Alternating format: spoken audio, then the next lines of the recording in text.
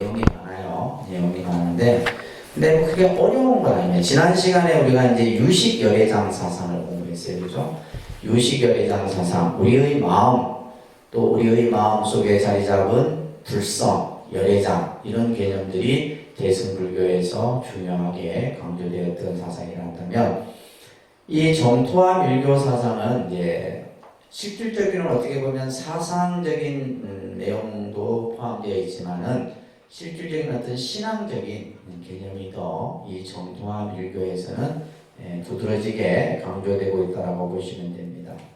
자, 먼저 우리가 정토라고, 그러니까 정토는 그냥 말 그대로 부처님의 세계를 정토라고 얘기를 하죠, 그죠? 부처님의 청정한 세계. 그러니까 예를 들면 맑을 정자 흑토자를 써서 깨끗한 세계를 말하는 거예요. 청정한 세계. 그래서 이 청정한 세계가 바로 부처님의 세계죠.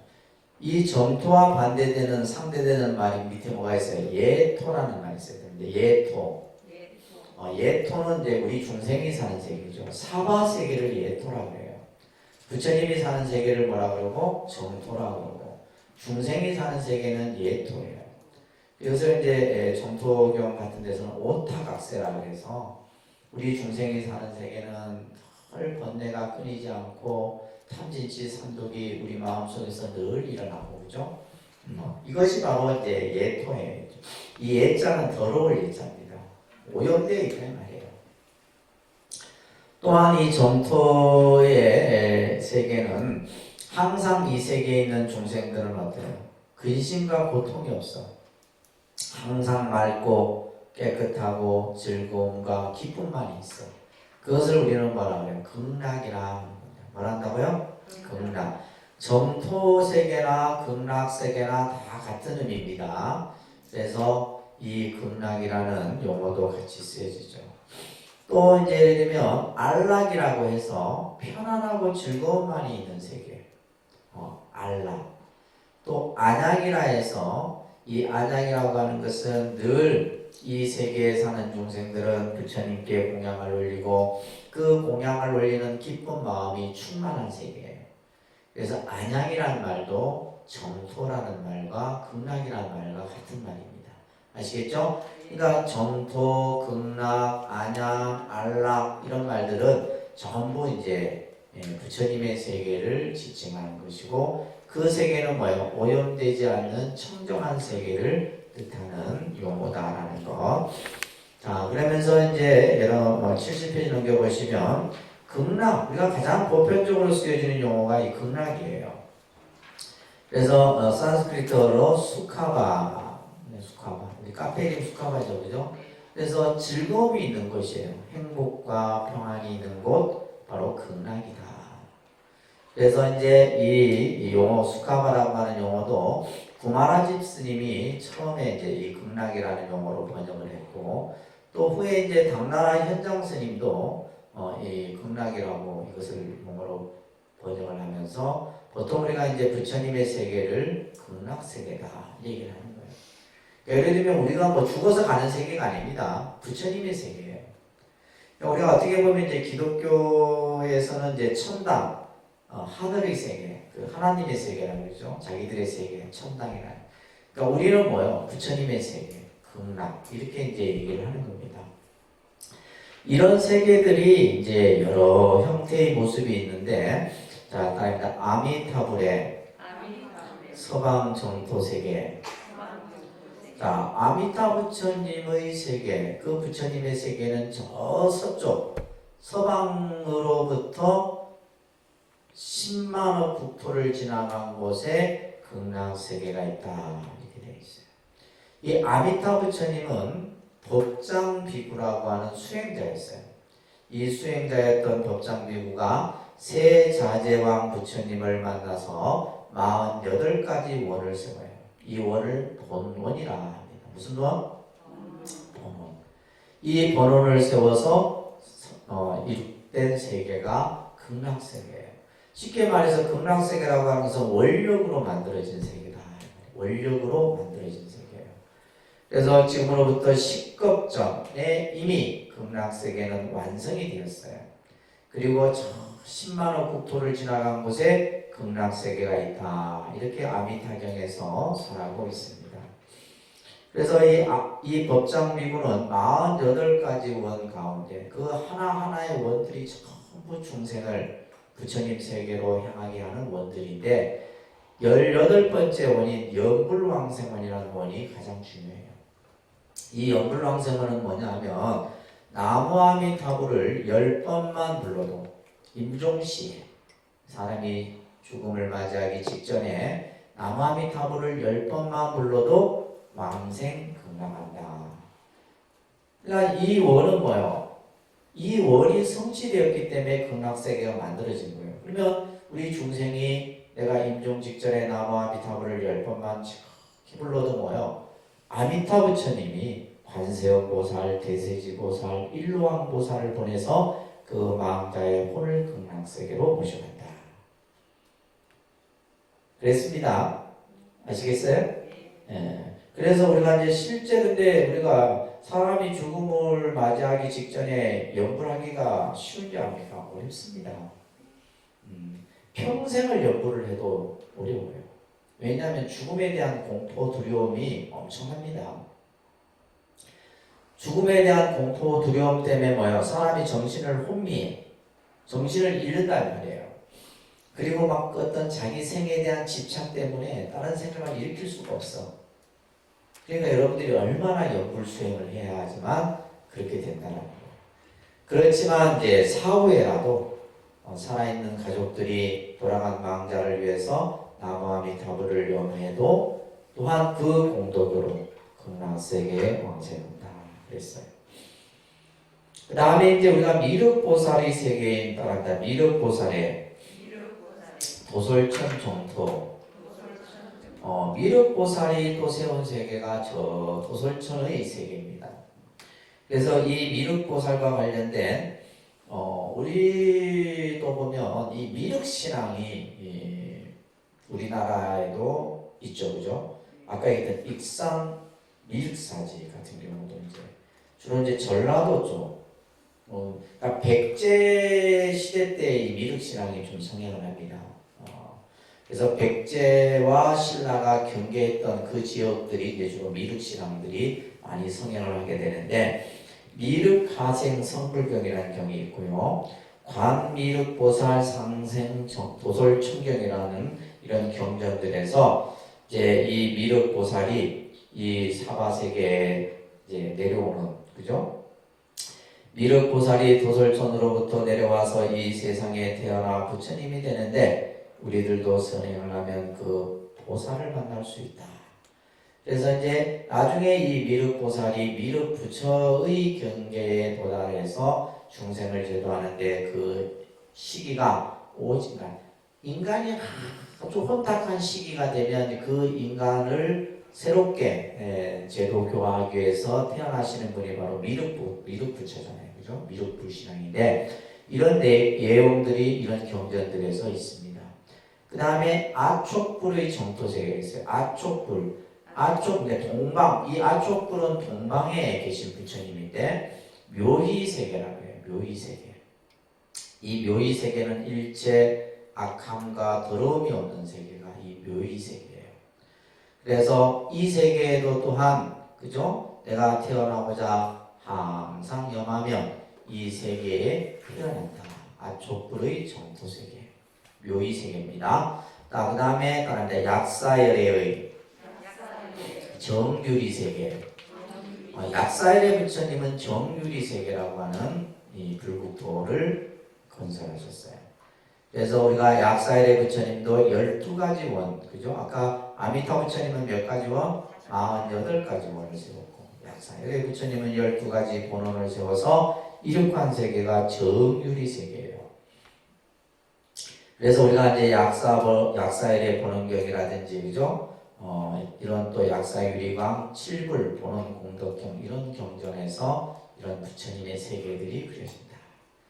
그래서 우리가 이제 불교는 동방이든 서방이든 남방이든 북방이든 각 방위마다 그 부처님의 세계가 다 이룩되어져 있는 거예요.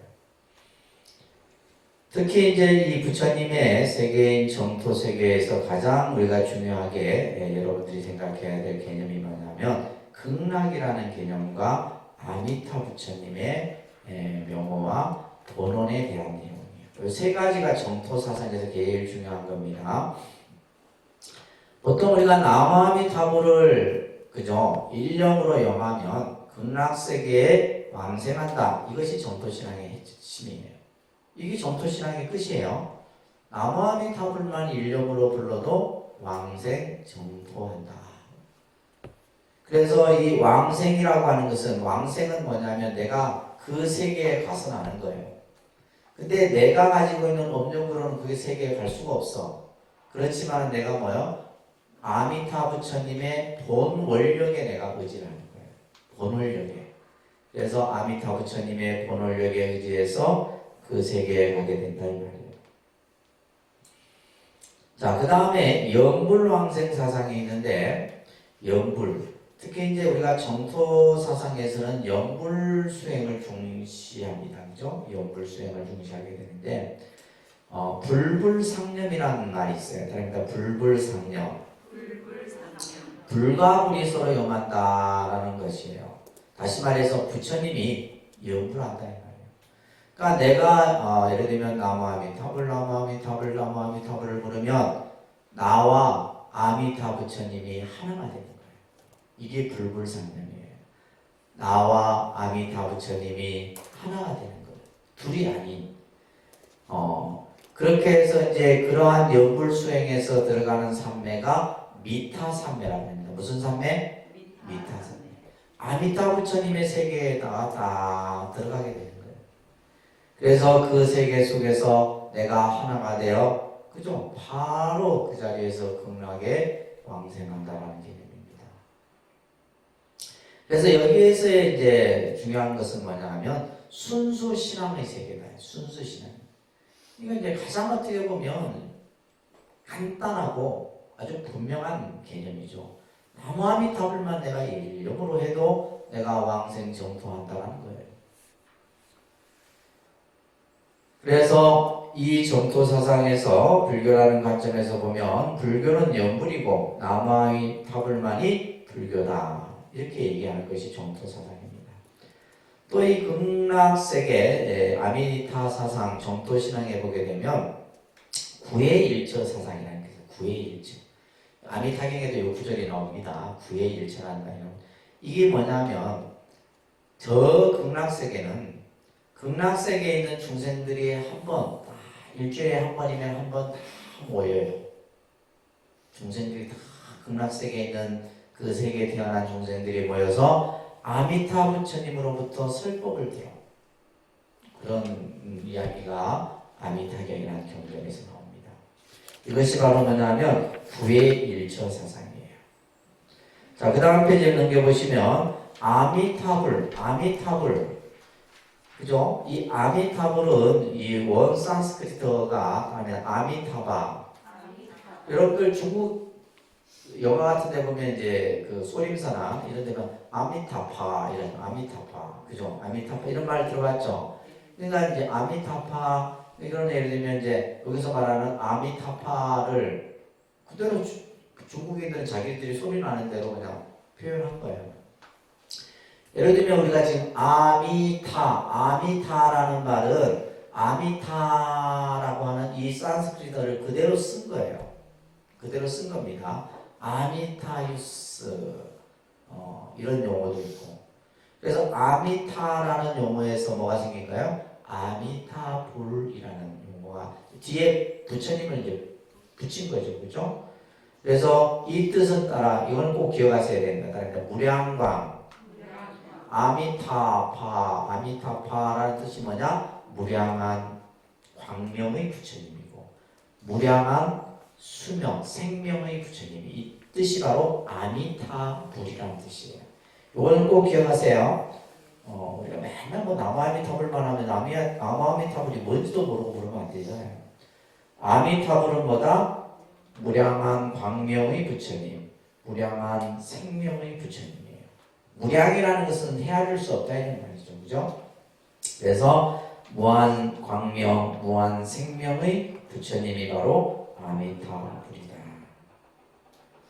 자, 이 정토신앙이라는 것은 어떻게 보면 자력과 타력이 아주 오묘하게 조화된 신앙의 형태가 이 정토신앙이에요. 그래서 서양의 종교학자인 오덴베르크가 이렇게 얘기를 합니다. 서가모니 부처님 당시의 불교는 엄밀히 말해서 종교라고 할 수 없다.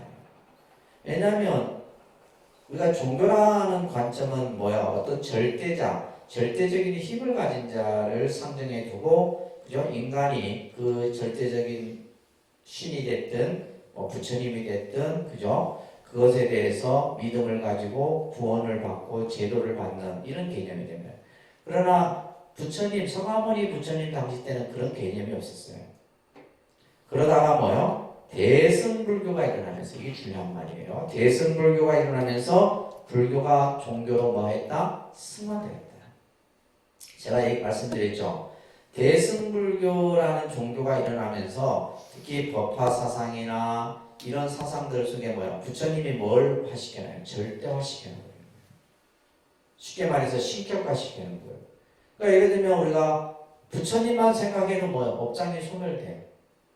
부처님만 내가 다 생각해도, 부처님 명호만 불러도 뭐예요? 극락세계 왕산이에요.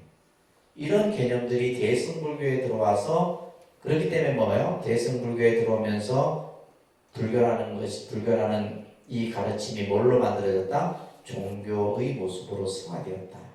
이제 오덴베르크가 이렇게 관점을 보는 겁니다. 자, 불교는 두 번째 보시면 자력을 중시하는 종교죠. 자력을 중시한다는 말은 뭐예요? 자기가 스스로 수행을 통해서 깨달음을 얻어가는 종교죠. 그죠? 그렇지만은 뭐다? 자력과 타력이 적절하게 조화가 이루어지고 있다는 거예요. 예를 들면 우리가 불보살의 가피의 힘을 믿는 거, 이건 타력이잖아요.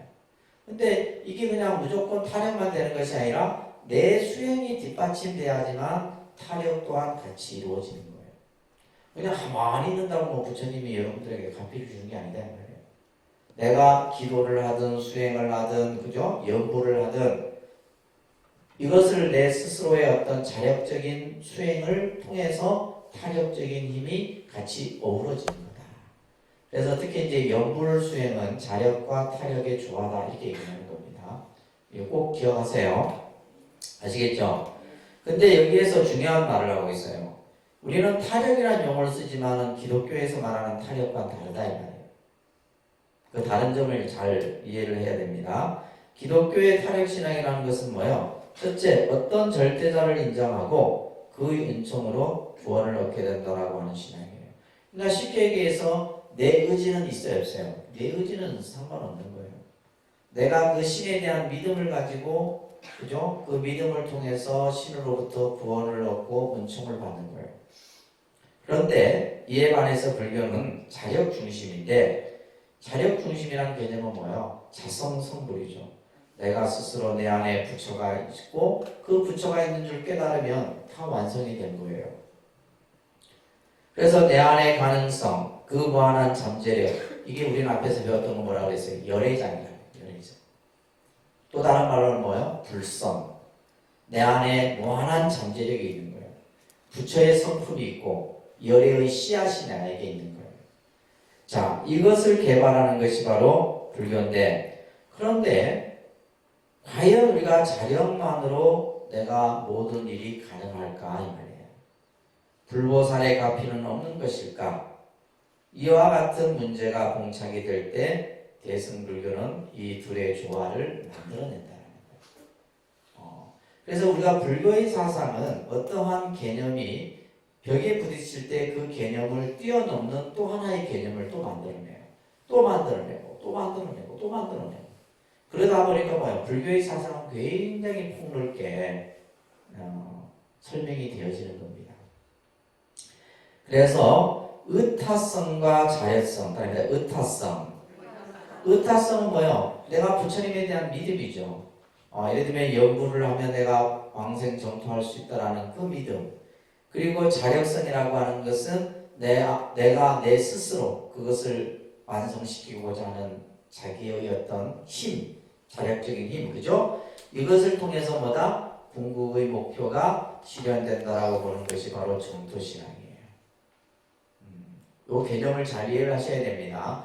우리가 타력가 이제 우리가 말하는 이제 기독교 종교 같은 경우는 이제 타력적 요소가 굉장히 강한데 불교도 보면 자력과 타력이 있지만 이것이 적절하게 조화가 되었다라는 거예요. 그러니까 예를 들면 내가 기도를 해요. 기도를 하는 것은 내 힘이잖아요. 근데 그 기도의 힘을 통해서 어떠한 나에게 가피를 내려주는 것은 부처님의 원력이란 말이에요. 이 둘이 서로 뭐가 돼야 된다? 조화가 돼야 된다.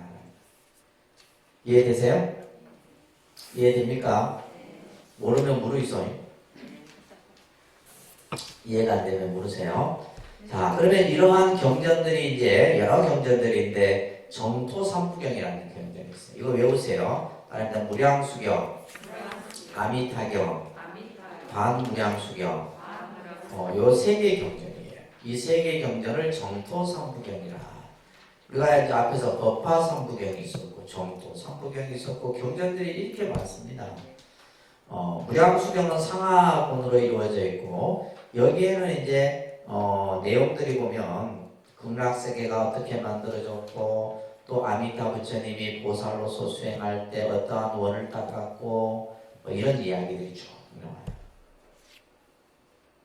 또 그리고 이제 그 77페이지 보시게 되면 극락세계에 태어나기를 원하는 이들은 근기와 수행에 따라서 상중하로 나오죠.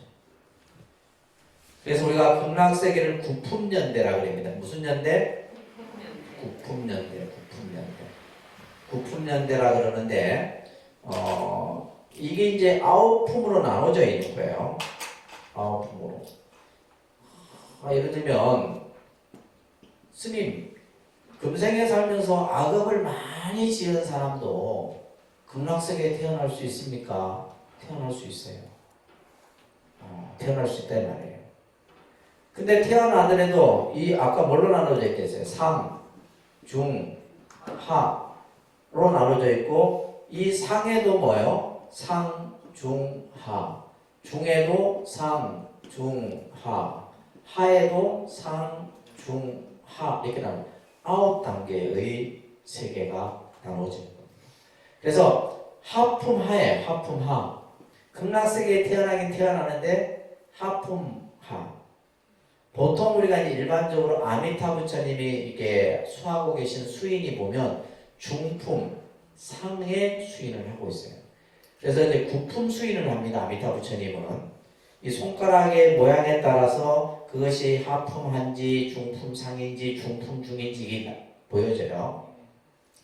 그래서 우리가 예를 들면 하품하 같은 경우는 현세에 살면서 악업을 많이 지었지만 뭐요? 마지막에 죄를 뉘우치고 살아있는 이들이 지극정성으로 그를 위해서 기도를 하고 가면 극락세계에 태어나긴 태어나는데 뭘로 태어난다? 하품하생으로 태어나는 거예요.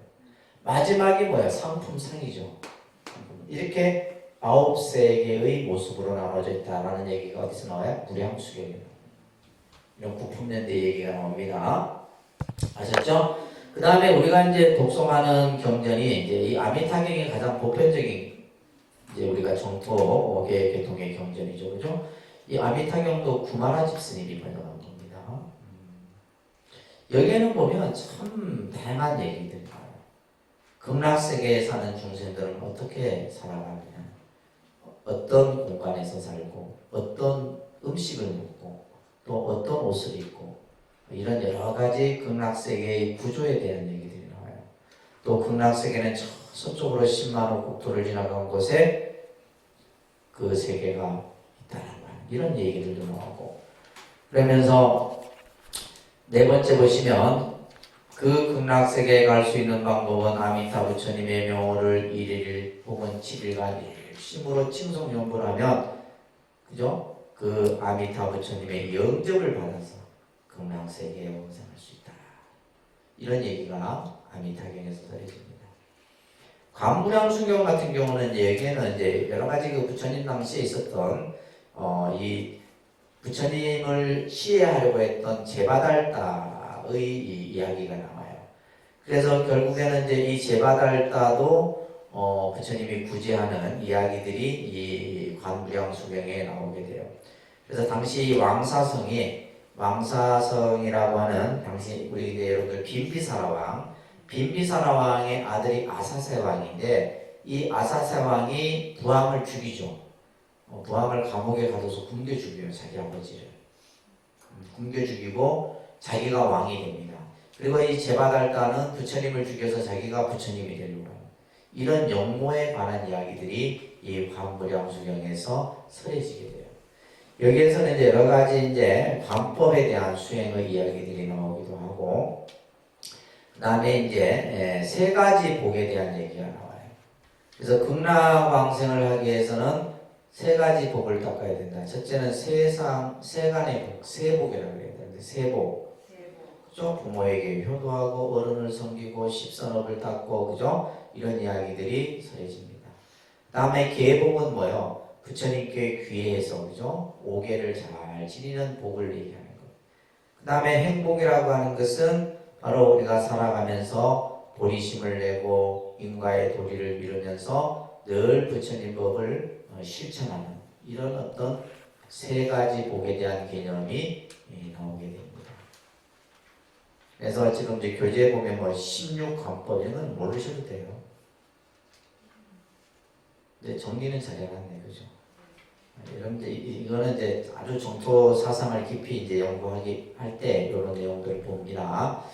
그 다음에 이제 정토교가 우리가 인도, 중국, 우리나라에 걸쳐서 이러한 사상들이 나오게 되는데 우리가 이제 반야 사상을 확립했던 용수보살도 용수보살이 또 이 정토 사상에 대한 언급들이 있습니다.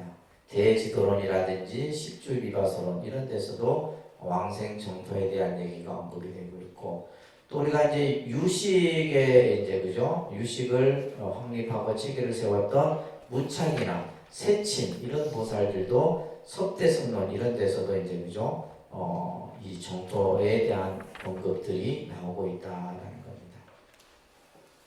아시겠죠? 그러니까 이 정토 사상은 그러니까 대승불교의 어떤 명수보살, 무착, 세친이나 또 이런 어떤 그 많은 이제 당시에 정말 불교 교서를 이제 집대성한 이러한 분들에 의해서도 계속해서 이 정토에 대한 개념들이 언급되어지고 있다라고 보시면 됩니다. 특히 이제 중국에 와서 이 정토 사상이 상당히 자리를 갖게 되는데 대표적인 인물이 바로 회원이라고 하는 스님이에요. 회원. 특히 회원 스님은 연불산매법을 많은 사람들에게 알렸던 최초의 스님으로 알려져 있습니다. 특히 이제 당시 100여 명이 되는 스님과 속인들이 무량숙을 아미타 부처님 앞에서 서로 이제 약속을 해요. 이것을 결사라 그래요. 뭘 한다고요? 결사. 그래서 이것을 이제 서로 함께 우리 수행하자. 우리 독립선언도 결사를 한번 해야 되는데 함께 수행하자. 우리 함께 기도하자. 우리 불자들끼리도 그래 하잖아요. 우리 100일 기도 함께 하자. 이거 뭐예요? 100일 결사예요. 우리 1000일 동안 함께 기도하자. 1000일 결사. 그래서 당시 그 중국의 백년사라고 하는 이곳에서 이것을 백년 결사라고 해요. 백년 결사. 그래서 우리나라는 이제 대표적으로 만일 결사라는 게 있어요. 만일 연불이라는. 그러니까 예를 들면 연불 수행을 얼마나 해요? 만일이면 얼마요? 만일이 몇 년이야? 1000일이 3년. 1000일이 3년인가? 그죠? 1000일이 3년이 만일이면 30년. 그러니까 그 30년간을 연불결사를 합니다. 하고 있는 데가 있어요. 그런 식으로 이제 이런 결사 운동들이 일어나면서 그러니까 이때 이제 이 혜원 스님은 뭐냐면 아미타 부처님 앞에서 당시 스님들과 속인들을 함께하면서 123명이나 되는 사람들이 모여서 우리가 결사를 하자. 그 결사의 내용이 뭐예요? 남아미타불을 불러서 우리 함께 왕생 정토하자라고 하는 결사를 하게 되는 거예요. 그래서 이제 혜원 스님이나 또 예를 들면 담난, 도작, 선도, 해일 이런 스님들 이런 스님들이 이제 중국 불교에서 정토 사상, 정토종을 확립했던 분들이라고 보시면 됩니다. 이거는 이제 여러분들 모르셔도 돼요. 자, 그렇게 해서 이제 정토 사상은 어려운 게 아니라 뭐예요? 나무 아미타불을 일념으로 불러서, 그죠? 우리가 함께 아미타 부처님의 극락세계에 왕생하자. 이게 정토 사상의 핵심이에요. 아시겠죠? 그러니까 이것이 어떻게 보면, 그래서 우리 신라 때 원효 스님은 당시 신라 불교는 귀족 불교라 해서 일반 평민들은 불교를 접할 수가 없었습니다. 문자도, 그죠? 우리가 예를 들면 그 원효 스님의 아들인 설총이 뭘 만들어요? 이두표기를 만들잖아요. 사실은 그것이 어떻게 보면 우리가 한글화되는 첫 시도였던 거예요. 그러니까 사람들이 이 중국의 한자를 알지를 못하는 거예요. 그런데 이제 귀족층들만이 알았대요. 그래서 이제 원효 스님이 생각하기를, 이 부처님 법을 어떻게 하면 쉽게 전할까요? 그러니까 원효 스님이 택한 건 뭐야? 마을을 다니면서 뭐야? 나무 아미타불, 나무 아미타불, 나무 아미타불만 가르친 거예요. 나무 아미타불만. 그래서 사람들이 나무 아미타불만 따라해. 나무 아미타불만 열심히 불러도 뭐요? 뭔가 좋은 일이 생기고 행복한 일이 만들어지고, 그죠? 근심 걱정이 사라지고. 그러니까 뭐야? 쉽게 당시 신라의 사람들에게 부처님의 가르침을 전할 수 있었다. 그래서 이제 원효 스님의 이 영향이 굉장히 큽니다. 우리나라도 이제 정토 사상의 개념이 아까 이제 중국은 회원 스님이란다면 우리나라는 뭐예요? 원효 스님이에요. 예를 들면 우리가 의상 스님 같은 경우는 화엄을 중심으로 했고, 원효 스님은 화엄이나 뭐 여러 사상들을 다 다뤘지만 특히 정토 쪽에. 우리 자장 스님은 이제, 그죠? 화엄과 유를 중심으로 이렇게 했고, 이런 것들이 이제 우리가 나중에 여러분들 한국 불교사 공부할 때 배울 겁니다. 잘 들으세요. 자, 이어서 밀교 사상을 볼게요. 밀교 사상도 어려운 게 아니에요. 밀교 사상도 아주 간단합니다. 우리가 밀교라는 말을 비밀불교라는 말을 줄여서 밀교라고 해요. 그러니까 비밀불교. 비밀이라는 말은 뭐예요? 아주 신비하고 은밀하고 알 수 없는 것을 우리가 비밀스럽다 이렇게 하잖아요. 그죠? 그러니까 밀교라는 이 형태는 뭐냐면, 그러니까 이것은 어떻게 말로 표현할 수가 없어. 그렇기 때문에 이제 주로 뭐냐면 형상으로 나타나거나 모양으로 나타내서 표시를 하는 겁니다. 특히 이 밀교는 대승불교 후기에 이 밀교가 나타나게 돼요. 그러니까 어떻게 보면 지금 시대의 불교를 우리가 대승불교라 하지만은 밀교에 가까운 대승불교입니다. 밀교에 가까운. 그래서 이 밀교 신앙은, 밀교의 사상은 인도의 고대 힌두교 신앙과 접목되어져 있어요. 힌두교 신앙과 접목되어져 있습니다. 그래서 특히 이제 대일경이나 금강정경이라는 경전이 밀교 사상의 중심이 되는 경우입니다. 자, 우리는 여기서 또 여러분들 하나 꼭 기억해야 될 것이, 대승불교에서 뭐 반야 사상이 됐든 화엄이 됐든 천태가 됐든 그죠 유식이 됐든 전부 뭐가 있어요? 경전이 다 그 근본을 이루고 있는 거예요. 그 경전을 바탕으로 해서 이런 사상들이 만들어졌다는 겁니다. 아시겠죠? 특히 이제 티베트 불교, 인도와 티베트 불교에서는 딴뜨라를 중심으로 해서 후기의 밀교 형태가 유행을 하게 되는데, 이 딴뜨라가 뭐냐면 우리가 이제 우주의 진리를 담아놓은 경전을 딴뜨라라고 해요. 그래서 우리가 일반적인 경전을 수트라라고 합니다. 수트라. 수트라는 경이라는 뜻이에요. 근데 밀교 경전을 뭐라 한다? 딴뜨라라고 합니다. 불교의 경전을 뭐라 하고? 수트라라고 하고, 밀교의 경전을 딴뜨라. 그래서 우리가 이제 밑에는 보면 현교와 밀교의 개념이 있어요. 자, 우리가 불교의 가르침을 크게 나누면 현교, 밀교 나눕니다. 현교, 밀교. 부처님의 가르침을 두 가지로 크게 분류하면 현교와 밀교로 구분된다는 거예요. 이 현교는 뭐냐면 현자는 나타날 현자, 드러날 현자입니다. 이 현자는 무슨 현자? 나타날 현자, 드러날 현자예요. 그러니까 예를 들면 부처님의 가르침이 우리들이 알아듣기 쉽도록, 그죠?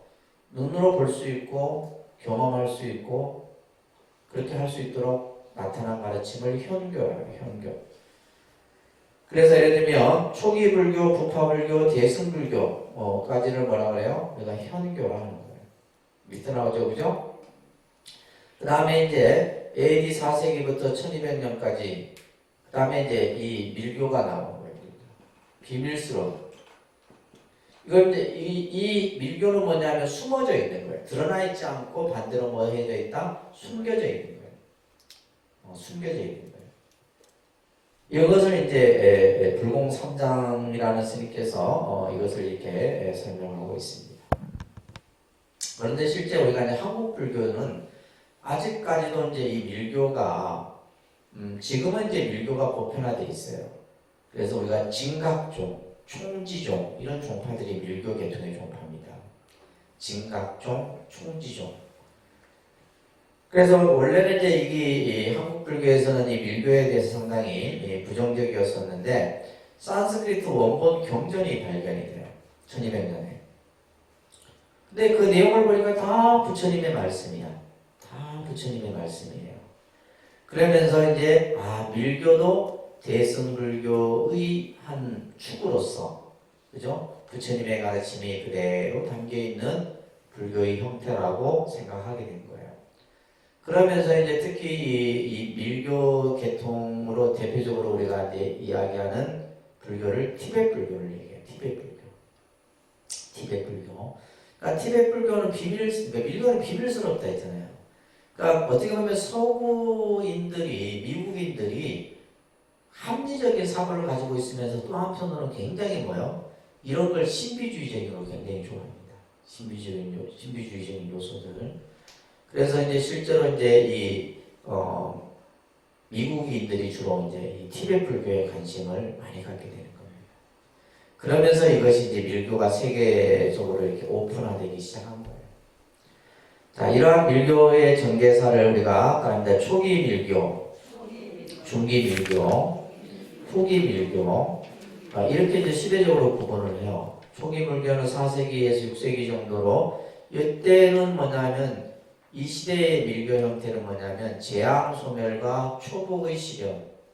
초복이라는 건 복을 구하는 거죠, 그렇죠? 그래서 이때의 그 밀교 형태는 뭐냐면 우리들이 살아가면서 겪게 되는 여러 가지 재앙들 있잖아요. 삼재, 팔락 이런 재앙들을 소멸하고 복을 불러오는 이런 것들을 실현하는 것이 이 시기였어요. 특히 이제 힌두교 같은 경우는 지금 인도는 힌두교입니다. 종교가 힌두교인데 이 힌두교가 보면 바라문교, 부처님 당시 때 있었던 바라문교, 시바교, 시바신, 그러니까 인도인들이 최고로 숭상하는 신이 시바신입니다. 이 창조주인데 이 시바신이 그러니까 이런 시바교가 하나가 함께 이제 통일되어서 만들어진 신흥 종교 집단이 바로 힌두교예요. 그래서 원래는 이제 바라문교가 부처님 당시 때는 있었잖아요, 그죠? 그리고 이제 인도에는 시바, 비슈누 신, 또 무슨 신 하면서 신들이 굉장히 다양합니다. 그래서 그러한 다양한 종교의 모습들이 이제 복합적으로 만들어져서 나타나는 형태가 힌두교예요. 그래서 이때는 이제 주로 어떤 형태였냐면 병을 나수게 하고, 그죠? 장수, 또 이제 어떤 자연의 어떤 조화, 비를 그치게 하기도 하고 또 비를 불러오기도 하고 뭘 통해서? 주문을 통해서 주문 다란이를 통해서 그러한 것들을 했다 이 말이에요. 그러면서 이때는 이제 부처님께 올리는 공양, 관불, 관법이 중심이 되어져서 나타나는 거예요. 그러니까 우리가 예를 들면 지금 이제 우리 한국 불교도 보면 저 복장의식이나 관불의식 저기 전부 다 밀교 형태예요. 밀교 의식입니다. 그러니까 예를 들면 비밀스럽기 때문에 여러분들한테 안 보여주는 거예요. 아시겠어요? 네. 예를 들면 이 밀교가 아니면 오픈을 하겠지. 근데 오픈을 하지 않는 거예요. 딱 이렇게 그 다음에 이제 중기밀교인데 7세기에서 8세기 중반에 나타나는데 이때는 이제 신구의 3밀이 체계화돼요. 이것을 이제 3밀 요가를 통해서 이바 압익관이라고 하는 이 개념이 완성이 되게 돼요. 특히 이때는 이제 대일경이라는 경전이 중요한 경전입니다. 그래서 밀교의 대표적인 경전은 무슨 경? 대일경 꼭 기억하세요. 이 대일경에서 나오는 주불은 대일열애라고 하는 부처님이 나오시는 거예요. 대일열애. 특히 여기에서는 이제 태장계 만다라를 써요. 그래서 우리가 이제 예를 들면 이 삼밀요가라고 하는 개념이 굉장히 중요하게 여겨집니다. 그래서 우리가 그 종교 의례 중에서 행해지는 것들이 전부 이 삼밀요가예요. 신, 몸으로, 입으로, 생각으로 하는 이런 형태들이 이제 삼밀의 개념, 요가의 개념입니다. 그 다음에 후기 밀교가 되게 되면 이제 밀교가 굉장히 좀 이렇게 퇴색되어지는 측면이 강한데 성적 행법이나 생리적 행법 이런 것들을 밀교. 그러니까 이런 요소들이 있다 보니까 이제 이 밀교가 좀 이렇게 안 좋은 관점으로 보여지기도 했다고 볼 수가 있어요. 자, 이러한 밀교 성립의 배경에는 현실의 사상 추구입니다. 현실의. 다시 말해서 우리가 예를 들면 초기 불교, 부파 불교, 대승 불교가 일어나면서 반야 사상, 유식 사상, 열애장 사상 이런 사상에서도 또 다른 또 문제가 생기는 거예요. 그래서 이제 새롭게 또 만들어진 것이 바로 뭐다? 밀교다. 이렇게 보시면 됩니다. 그리고 이제 어떤 다란이가 가지고 있는 신비 사상이 밀교로 승화되게 되고 또 일반 사람들 입장에서는 가장 중요한 것이 뭐예요? 현실 중심입니다. 내가 지금 현재 살아가는 데 있어서 겪는 여러 가지 재앙이나 어려움들 이런 것들을 뭐예요? 벗어나고자 하는 이런 어떤 마음들이 컸던 거죠. 그죠? 근데 우리가 아까 유식이나 이런 걸 봐보세요. 유식이나 열애장 사상은 뭐예요? 우리 마음을 가지고 마음이 오이백법이다 이걸 다 해요. 근데 사실 더 중요한 건 현실적인 내가 지금 예를 들면 자연재앙이 일어나게 되고 내가 병이 걸리고 하는데 무슨 그러니까 그런 어떤 좀 부족한 부분을 보완하고자 이 밀교가 또 나타나는 거예요. 그렇게 보시면 됩니다. 아시겠죠?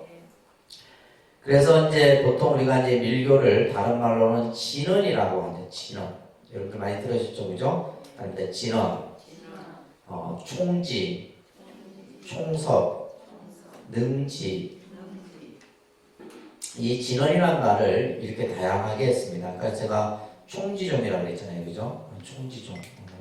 그 총지라는 말이 바로 이제 진언, 다란이 이런 뜻이에요. 자, 그러면 밀교에서 말하는 진리관을 우리가 잠깐 보게 되면 이 내용이 중요합니다. 이 밀교에서 설명하는 진리관도 법신부를 중심으로 해서 설명을 합니다. 그래서 이제 특히 1신불에서 2신불, 3신불로 우리가 부처님의 그 불신관이 바뀌어졌다 했죠. 그죠? 그러면서 이제 3신불에서 이제 뭘로도 바뀌어져요? 다신불로 바뀌어지는 거예요. 그래서 부처님이 한 분, 두 분 있는 것이 아니라, 그죠? 천불, 만불, 항아사불, 무량, 무진불, 이런 식으로 셀 수 없는 많은 부처님들이 존재한다라고 보게 된 거예요. 그리고 두 번째, 즉사이진의 입장인데 뭐냐면 이 현상의 모습이 바로 전부 그대로가 뭐다? 참된 것이다. 이거는 이제 어떻게 보면 법화사상하고도 비슷해요. 제법실상이라는 말이 법화사상에 있었잖아요. 그죠? 이 세상에 존재하는 모습들이 전부 그것이 뭐다? 진이다. 그것이 진리이고 법신불의 모습이다라고 보는 거예요. 그리고 현실 긍정과 가치 인정의 입장을 가지고 있는데, 전부 이제 어떤 이 법신부를 중심으로 해서 나타나는 신밀, 또 그 다음에 또 소리, 만트라, 다란이, 구밀, 이것을 이제 우리가 아까 삼밀이라고 했잖아요, 그죠? 다음에 신밀, 그 다음에 구밀, 그 다음에 음밀. 그래서 신구의 삼밀을 통해서 현실의 긍정과 가치 인정의 입장을 가지고 있고 그 다음에 중생이 곧 본래불의 입장이라고 하는 이런 것들은 이제 전부 뭐 화엄이나 법화 사상을 그대로 담고 있다고 보시면 됩니다. 그리고 부처님에는 두 가지 비밀이 있는데 하나는 중생의 비밀이에요. 이 중생의 비밀은 우리가 열애장 사상도 이것을 또 개성하고 있다고 보죠. 그죠? 내가 열애인 줄 모르는 거예요. 내가 본래 부처인데 열애의 성품을 가지고 있는데 그것이 가지고 있는 줄 모르는 것을 중생의 비밀이라고 하고, 또 열애의 비밀이라고 하는 것은 중생의 마음속에 무지무명, 중생이 무지무명함을 하시고 그 중생의 마음속에 열애의 씨앗을 감춰두었다. 이런 이제 이야기들이 나오고, 특히 이제 여러분들 89페이지 보시게 되면 자, 이 삼밀에 대한 개념이 중요합니다. 아닙니다. 밀교는 신구의 삼밀을 전신의 가르침으로 삼밀을 불가합일시키는 것이다. 그래서 신구의 세 가지를, 그죠? 이것을 이제 아주 세 가지의 비밀스러운 이러한 어떤 행위를 통해서 내가 마음과 온 몸으로 그것을 내가 닦음으로써 뭐요? 하나가 되는 거예요. 하나가 되는 거. 누구와 하나가 되는 거예요? 나와 부처님이 하나가 되는. 이 개념이 이제 이 삼밀에 대한 이 개념이 실제 우리가 종교 의식에서 하는 모든 행위가 삼밀이에요. 삼밀입니다. 그래서 첫째 신밀. 이거는 부처님이 이제 보여주신 모습으로 보여주는 비밀스러운 모습이죠. 대표적인 게 뭐예요? 수인이에요. 뭐라고요? 수인. 그래서 예를 들면 성하모니 부처님의 수인은 어떻게 가고 있고, 또 아까 얘기했던 비로자나 부처님 수인, 약사엘의 부처님, 또 아미타 부처님, 이런 수인이, 그러니까 우리가 불상을 보면서 이게 손으로 하는 이 모습이 바로 뭐예요? 신밀이에요. 신밀입니다. 여러분들 이제 좀 더 이해하기 쉽도록 하게 하면, 여러분 신행지 갖고 계시죠? 저희가 이제 스님들이 천도제를 할 때 뭘 하냐면 관욕을 합니다. 관욕. 뭘 해요? 그죠? 이 관욕의식이 보면 전부 이 신밀의 모습이 여기에 나타나요. 226페이지 한번 보시면 223쪽 뭐가 있어요? 뭐가 있어요? 뭐가 있어? 수인이 있잖아. 수인. 뭐가 있어요? 근데 이 수인이 전부 뭐에 따른 수인이냐면 이 진언과 함께하는 수인이에요. 이게 바로 뭐예요? 신밀이에요. 무슨 말인지 아셨죠? 그래서 예를 들면 목욕진언을 할 때 법주 스님이 손 모양을 이렇게 하고, 또 그죠? 작양지진언, 또 예를 들면 양치질 하라고 하는 질, 그러면 망자가 못 알아들으면 뭘로 보는 거예요? 이 수인을 보는 거예요. 수인을 보고 그것을 이제 따라서 하는 거죠. 이런 것들이 이제 신밀해요. 그러니까 우리가 이 천도제나 이런 것들은 전부 밀교적 의식이. 그 다음에 화의제진언 같은 경우도 이제 보면, 이 화의제진언 225부처의 화의제진언 같은 경우는 옷을 안에서 소지를 하는데, 이 화의제진언이 중요한 거예요. 그래서 사실 이미 이제 이 화의제진언을 통해서 연관은 뭐냐면 새 옷을 다 갈아입는 거예요. 이미 뭐예요? 새 옷을 다 갈아입은 상태가 되는 거죠. 이제 목욕을 새로 하고, 그죠? 우리가 흔히 말하는 다 이제 씻고 새 옷을 갈아입고. 그 다음에 226페이지 보면 그래서 이제 옷을 입도록 하는 거예요. 수의진언. 옷을 받으라 이 말이에요. 옷을 받고, 착의진언. 옷을 입어라. 그 다음에 정의진언. 옷매무새를 가져라. 옷을 단정히 해라. 네, 이런 것들이 바로 뭐다? 신밀이라는 거예요. 아시겠죠? 구밀은 뭐냐면 우리가 이제 진언 다란이를 도송하는 거예요. 오만이 반며 뭐 신발장구 대다란이나 뭐라든가, 이건 뭐예요? 구밀이에요. 그러니까 우리가 진언이나 다란이는 해석을 해야 안 해. 뜻을 해석을 하면 안 됩니다. 이건 왜 그래요? 비밀스러운 거기 때문에. 내 생각과 부처님과 내가 하나가 되는 것이기 때문에 이것은 뭐 굳이 해석을 하고 뭐 번역을 하고 할 필요가 없는 거예요. 이것을 9mm라는 겁니다. 아셨죠? 그래서 3mm에 대한 개념이 중요해요. 의미는 뭐냐면 마음이죠. 마음의 비밀스러운 것을 우리가 예를 들면 이것을 선에서는 이심전심이라고 해요. 내 마음과 부처님의 마음이 딱 통하게 되는. 다른 사람은 몰라. 내 마음과 부처님 마음이 통하는 거. 이게 신밀이에요. 그래서 신구의 삼미를 통해서 그죠? 우리는 결국 뭐예요? 깨달음의 완성을 이루는 것. 이것이 이제 밀교에서 중요하게 얘기하는 삼밀의 가르침이다. 아시겠죠? 그렇기 때문에 밀교에서 중요하게 얘기하는 것이 바로 뭐냐면 즉신성불 세상이에요. 그러니까 즉신성불. 그러니까 내가 바로 보여요. 바로 부처예요. 이 몸이 바로 부처다. 이게 즉신성불이에요. 그래서 밀교는 자기를 드러내는 표업을 중요시 여기는데, 그래서 지금 이 순간부터 나는 불이라는 확신을 가지고 입과 몸가짐을 부처님처럼 행동하자. 부처님을 닮아가자. 이것이 바로 즉신성불이에요. 그래서 삼밀가지라고 하는 것을 통해서 성불의 가르침을 우리가 얘기하고 있는 겁니다. 또 한편으로는 밀교는 불교의 복합 사상체계라고 얘기할 수 있어요. 그래서 불교의 옷을 입은 힌두교. 그러니까 불교라고 하는 틀에서 보면 힌두교적인 요소가 많습니다. 어디에 많아요? 그렇죠? 우리가 예를 들면 보면 저 신중단에 보게 되면 저 신중단에 누가 있냐면 인도의 신들도 있어요. 인도의 신들도 있단 말이에요. 그러니까 이거는 뭐냐면 불교의 어떤 옷을 입은 힌두교적인 요소가 있는 거죠. 또 힌두의 옷을 입은 불교라고 하듯이 밀교와 힌두교는 아주 뭐하다? 밀접한 관계를 가지고 있다는 거예요. 그리고 이제 이 밀교가 가지고 있는 가장 큰 특징이 신비주의적이죠. 예를 들면 뭐 손으로 막 이렇게 하고 그죠?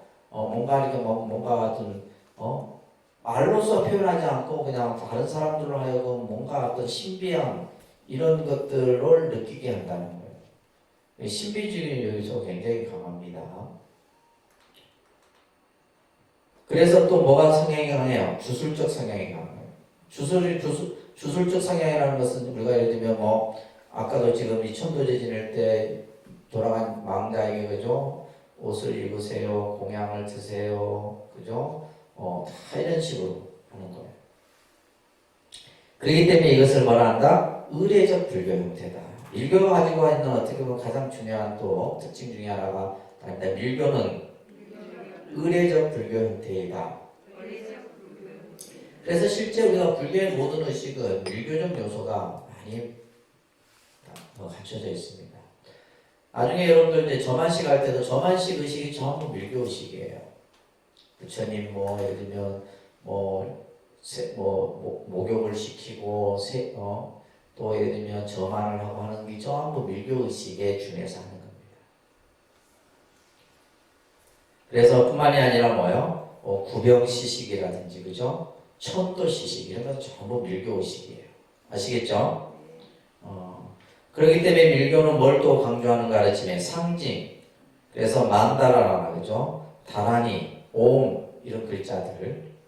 그래서 우리가 예를 들면 불상도 우리 지금 이제 이 복장하는 스님이 불상에 복장을 넣고 나서 맨 밑에다 옴자를 써요. 딱 공한다 이 말이지.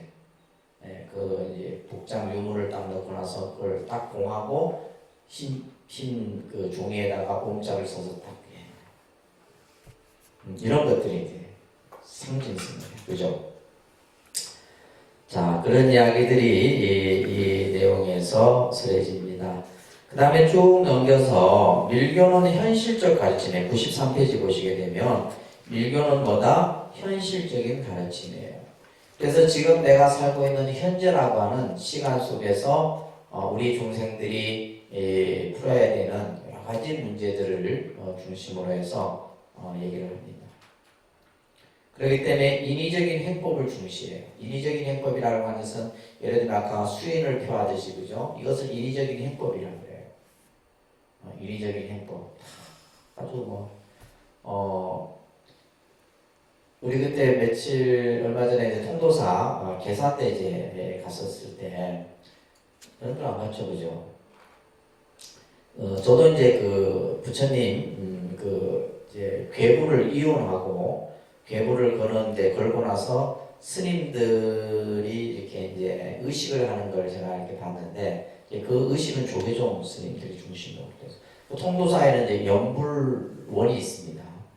연불만 전문적으로 이제 가는데 야 진짜 비구니 스님인데 너무 연불을 잘하는 거예요. 와 그래서 내가 옆에 있는 스님한테 저 스님 저렇게 어릴 때부터 아주 소리를 진짜 잘하는 스님한테 배웠다는 거예요. 근데 비구니 스님이 저 정도 소리를 낼 정도면 와 그냥 목으로 내는 소리가 아니라 이 아랫배에서 그 스님이 이제 연불을 가리키는 강사인데 역시 다르더라고요. 그것뿐만이 아니라 그 하는 의식들이 우리가 예를 들면 발화를 하고 예를 들면 이제 부처님 불단 앞에서 하는 이런 모습들이 보면 그냥 그것만 쳐다보고 있어도 뭐예요? 그냥 내 번뇌가 싹 씻어내버려요. 이런 것들이 뭐냐? 불교, 이제 우리가 얘기하면 종교 의식이에요.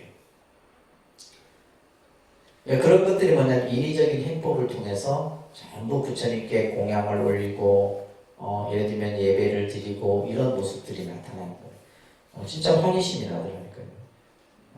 연불 잘하는 내가 들어서 환희심이 날 정도 그 스님은 얼마나 연불 잘하는가. 대단한 거예요. 그리고 이제 밀교는 나 자신을 뭘로 본다? 부처로 생각합니다. 그러니까 이런 사상들은 부처님이 설하신 근본 사상과 똑같은 거예요. 그렇기 때문에 이제 이러한 어떤 대승불교 사상에서 담고 있는 개념들이 밀교 사상에도 그대로 드러나기 때문에 밀교를 이제 불교의 한 일부로서 이렇게 포함시키는 겁니다. 그래서 밀교의 수행 이념에 보시게 되면 근본 목적은 뭐예요? 그러니까 대승적 이념의 실현이다. 결국 밀교의 사상도 부처님의 대승 사상. 부처님의 대승 사상은 뭐예요? 중생을 제도하고 중생을 이익되게 하는 것이 대승불교의 사상이에요. 그래서 중생들이 현실 속에서 살아가면서 겪게 되는 여러 가지 어려움들을 이 밀교, 진언, 다란이 이런 것을 통해서 해결하고자 하는 것이 바로 핵심인 겁니다. 그런데 밀교 수행의 핵심은 진언, 다란이와 수인, 불영 등을 통해서 내면적 심식의 변화를 통해 궁극적으로는 성불에 이르는 길을 제시하고 있다. 이게 이제 밀교의 어떤 근본 목적이에요. 그래서 밀교에서 표현하고 있는 진언, 다란이, 여러 가지 어떤 행법, 또 종교의 의식 속에서 결국 그걸 통해서 우리는 뭐요? 우리 마음속에서 일어나는 번뇌를 소멸하고 업장을 참회하고, 그죠? 그러면서 결국에는 뭐예요? 성불에 이르는 길. 결국에는 이제 이 대승불교 사상이 반야 사상이 됐든 법화가 됐든 화음이 됐든 유식이 됐든, 그죠? 열애장 사상이 됐든 또 정토 열바 정토나 또 밀교 사상까지 전부 얘기하고자 하는 것이 마지막 중착점이 뭐예요? 성불이에요. 성불. 무슨 말인지 아시겠어요? 우리가 성불하자는 거예요. 성불을 해서 어떻게 하자는 거예요? 일체 중생을 다 함께 성불하자는 거예요. 나 혼자 성불하는 게 아닙니다. 대승불교는 모든 사람이 함께 성불하자는 거예요. 이게 지금 부처님께서 예를 들면 49년 설법이 처음부터 끝까지 초지일관적으로 똑같이 이제 표현하는 방법이나 설명 내용이 다르지만은 그 전체적인 모습은 똑같다는 거예요. 그래서 여러분들이 이제 불교를 계속해서 이제 깊이 있게 공부하시다 보면 그런 내용들이 하나하나 퍼즐을 맞추듯이 딱 맞아떨어져 가요. 그리고 나서 마지막에는 모든 것이 하나구나 라는 것을 알게 돼요. 지금은 제가 얘기를 해도 뭐 스님이 얘기하니까 그런 것 같다 하지만은 결국엔 하나인 걸 다 알게 됩니다. 아시겠죠? 그래서 우리가 열심히 공부하고 여러분들이 수행하고 하다 보면 그 내가 닦은 그 공덕의 열매는 다 완성되게 돼 있다 이 말이에요. 여러분들이 게으르고 신심이 없어서 안 해서 문제인 거지. 아시겠죠? 자, 그렇게 해서 우리가 이제 대승불교의 여러 사상들까지 사실은 이 개념들은 다른 불교 대학에서는 이걸 안 합니다. 이 지금 우리가 봤던 뭐 천태, 법화, 유시 이거는 왜냐면 이 내용을 그래도 여러분들이 어렵더라도 한 번은 귀에 스쳐 지나가야지 불교를 좀 이해하지. 이걸 안 하고 예를 들면 뭐 다른 것 해봤자 그죠? 뭐 그걸 한다고 해서 여러분이 다 이해하는 건 아니지만은 그래도 중요한 거예요. 그래서 이제 다음 주는 여러분들